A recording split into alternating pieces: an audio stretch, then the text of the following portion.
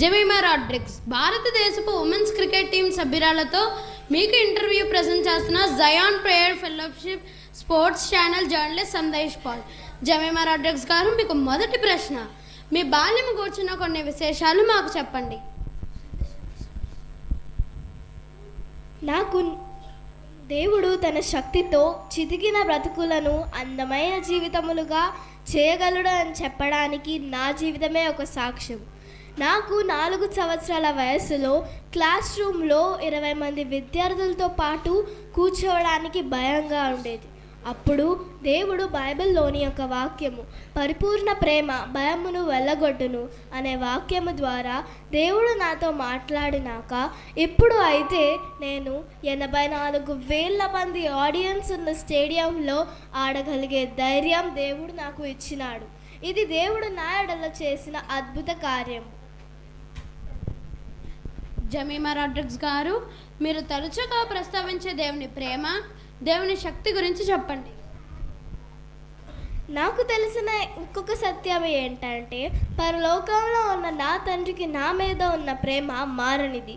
ప్రతి మ్యాచ్లో నేను చాలా బాగా ఆడినా ఆడకపోయినా నా దేవుడు నన్ను ఒకే రీతిలో ప్రేమిస్తున్నాడు.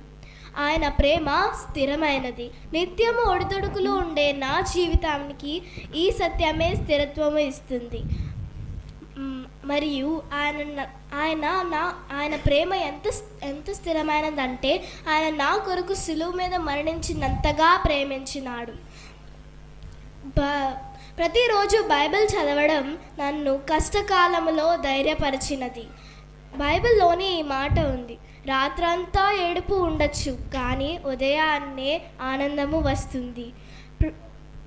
నా పక్షమున యుద్ధము చేసే దేవుని మహిమ కొరకే నేను క్రికెట్ ఆడుతున్నాను. నేను చేయవలసిన పోరాటాలు అన్నిటిలో ఆయన నాతోనే ఉన్నాడు. ఆ పోరాటాలన్నిటినీ ఆయన నా కొరకు ముందుగానే గెలిచేశారు. జెమిమా రాడ్రిగ్స్ గారు, క్రికెట్ని కెరియర్గా ఎందుకు తీసుకున్నారు?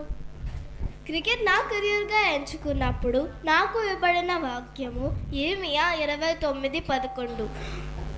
అదేంటి అంటే, నేను మిమ్మల్ని గూర్చి ఉద్దేశించిన సంగతులు అన్నీ నేను ఎరుగుదును, రాబో కాలమందు మీకు నిరీక్షణ కలుగునట్లుగా అవి సమాధానకరమైనవే కానీ హానికరమైనవి కాదు.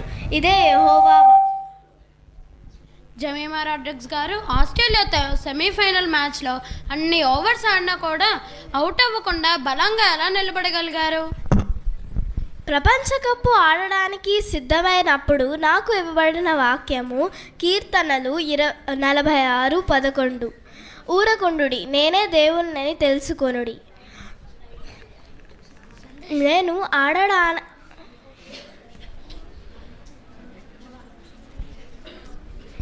ప్రపంచ కప్పు ఆడడానికి సిద్ధమైనప్పుడు నాకు ఇవ్వబడిన వాక్యము కీర్తనలు 46:10.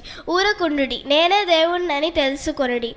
ఆస్ట్రేలియాతో సెమీఫైనల్స్ మ్యాచ్ అయ్యేటప్పటికి చాలా సమయము నేను మైదానంలో ఆడుచున్నందున నాలోని బలము క్షీణించినది. అయితే నాకు ఇచ్చిన వాక్యము పట్టి నేను అవుట్ అవ్వకుండా ఉంటే చాలు అని నమ్మితిని.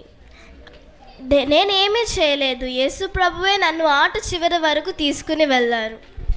జెమి, చివరిగా దేవుని గూర్చిన నీ ఉద్దేశం ప్రపంచమునకు ఏమిటో చెప్పు. దేవుడు నిజంగా ఉన్నాడా లేడా అని మీకు అనిపిస్తే ఆయనను అడగండి, ఆయనే మీకు రుజువుపరుచుకుంటాడు.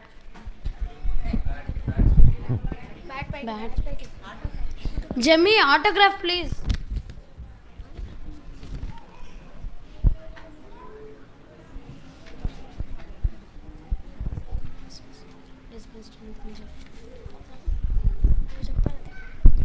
Lord is my strength and joy.